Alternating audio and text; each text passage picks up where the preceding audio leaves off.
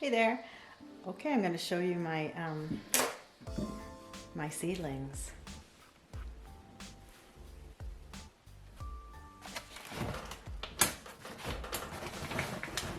This is my new steel kale and my broccoli, and this is all lemon balm.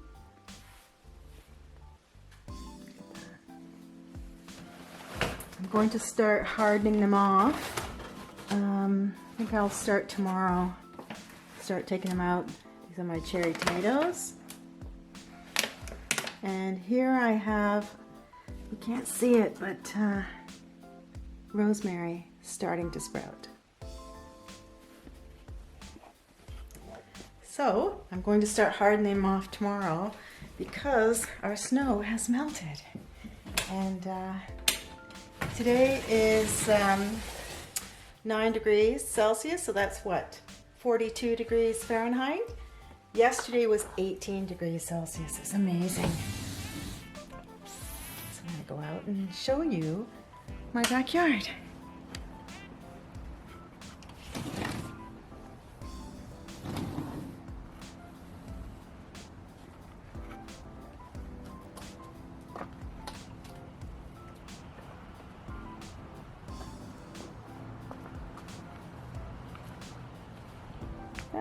Well, this is a cat house that I put in because we had a stray cat all winter long. And I've been feeding him. I think with the coronavirus, some people are kicking their pets out. This is my kale garden that I had last year. Look at that.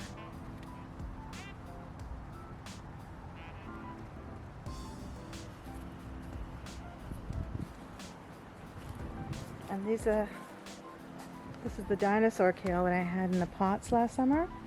And you can see these are dead. But the kale in this garden bed still looks green.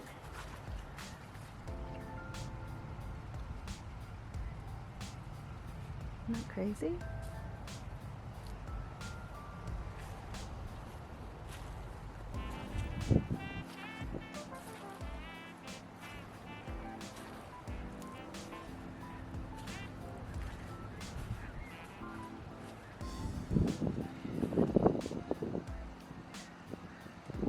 So, can't wait to start planting.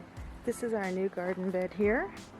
All the soil we dug up from the front walkway, we put it in this garden bed.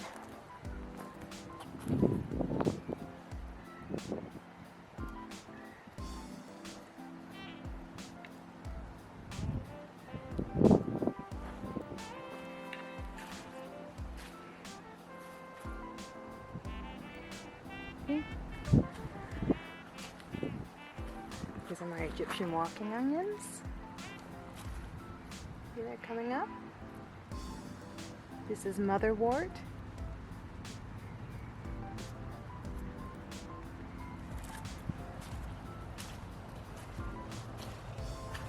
Some more Egyptian walking onions.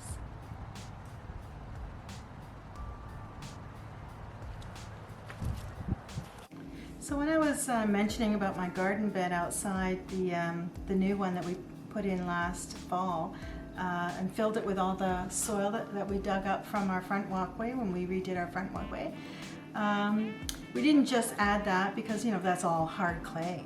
And so what I added on top of that, I dug big holes in there, and there was an awful lot of clay soil.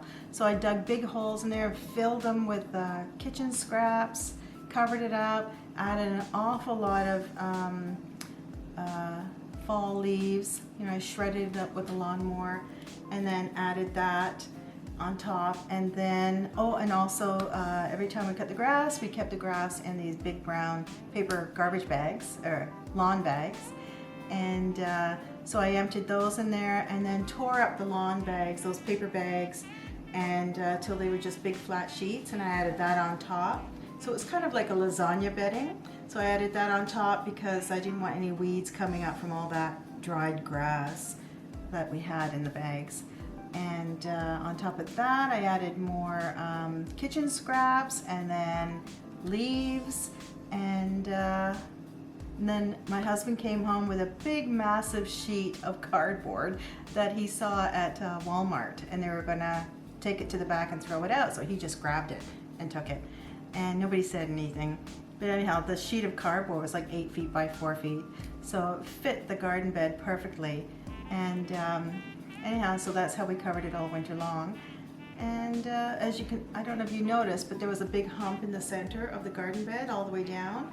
And so it was like lowering, the soil was lowering at the sides.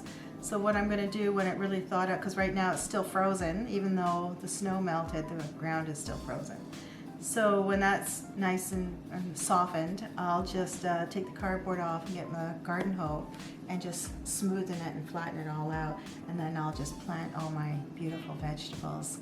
And that green frame, the garden house frame, we're gonna cover it in 6mm plastic and make a homemade greenhouse, you know, just another greenhouse on top of that.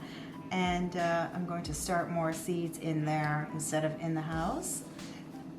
And anyhow, so I'm going to have to start hardening off all my vegetables. They're growing so fast. But as our backyard, it faces south. So even though we're zone 6, so if there's a cold, windy day, the front of the house is freezing cold. The back of the house is always like 10 degrees warmer. So it's like what do you call it? Sub-climate or something like that. But anyhow, so I'm just really excited about that. And here's my 2 babies. This is Golden. Hi, baby. I can't believe they're sleeping together. Golden is a rescue cat. She actually came into our backyard one year. Actually, another cat brought her in. We like to feed strays. And she had cellophane tape wrapped around her tail. And she had an injury right down one side of her face, on the left side of her face. So now her left eye, she's blind in one eye. And she's truly a beautiful cat. So I caught her and took her to the vets. Got her shots done, had her spayed, and then kept her in. But she stayed in the basement for like three months. She was so scared, and she was really frightened of people. So we've had her about 3 years now. Now she just sits with us, and she lets us pet her and everything. She lets me brush her. And this is Louie, King Louie, baby. Sweetie.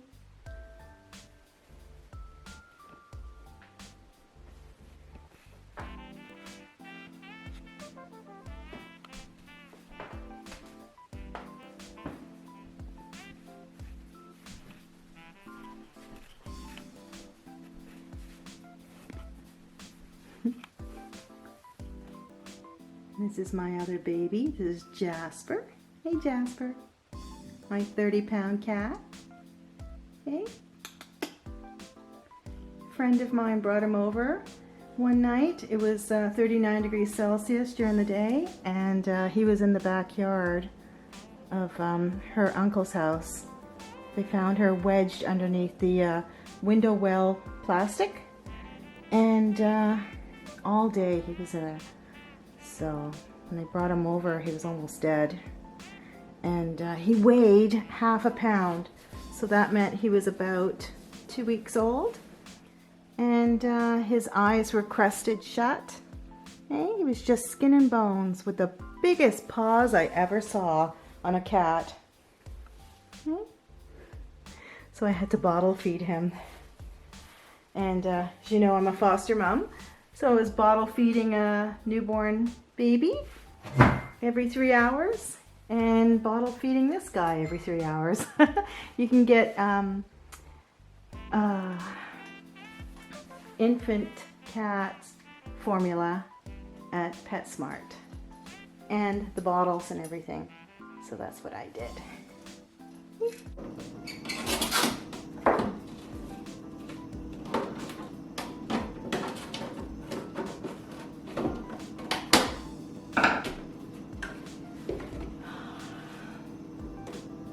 just cut one of these water bottles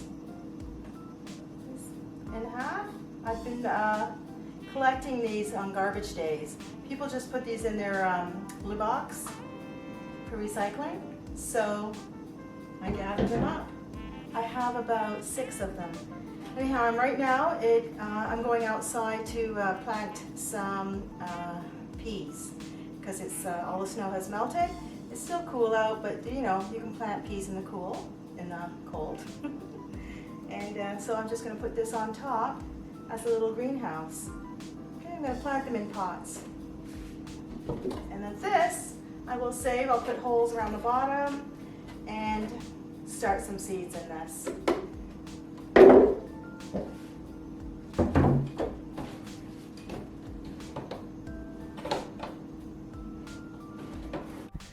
Okay, so I just planted my seeds, and in those pots that I had the kale in last summer.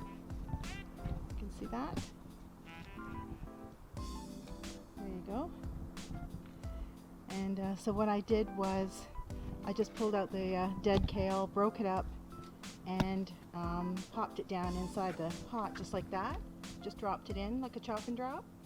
And then I added some soil on top. See? And then planted the seeds.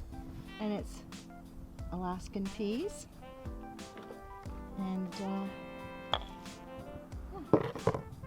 There you go.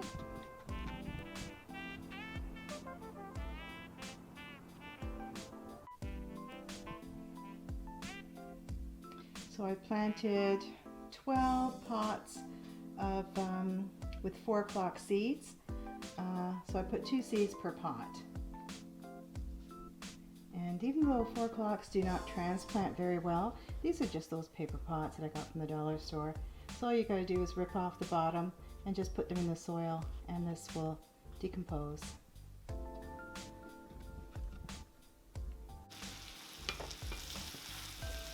So I planted all those flower seeds called 4 o'clocks because I grew them one year and they're just so beautiful. They're trumpet flowers and they smell wonderful. And I remember when I had them in my garden in the old house, I came home from work one day and there was like maybe 20 hummingbirds all flying around them. And I thought, oh, so I was thinking I'm going to do that again. So that's why I planted all that. And yeah, cooking din-dins. I made a loaf of bread the other day, or yesterday.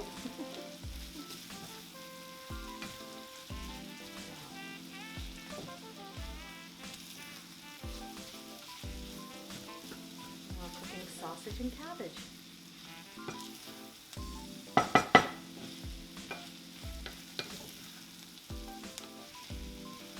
Cooking sausage and cabbage because I'm supposed to be on a low-carb diet, and I'm pre-diabetic. Every time I say I'm pre-diabetic, everybody I talk to say, oh, everybody's pre-diabetic, but no. Pre-diabetic means you're right on the line. I mean, right on the line. If you just tip over a little bit more, boom, you're diabetic. So I'm supposed to cut down on carbs, which is flour, rice, potatoes, sugar, and root vegetables. It's really difficult because, you know, my husband's Chinese from India, and so we eat a lot of rice, a lot of noodles. Anyhow, not anymore.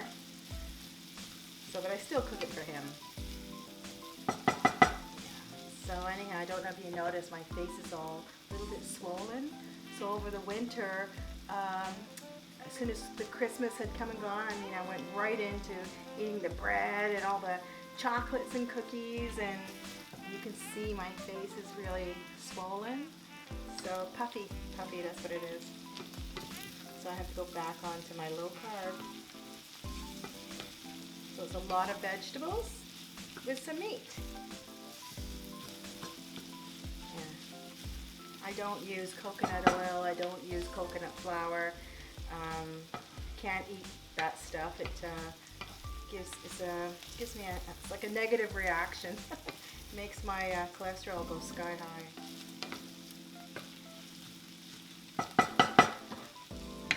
Okay. Anyhow, you guys have a great day.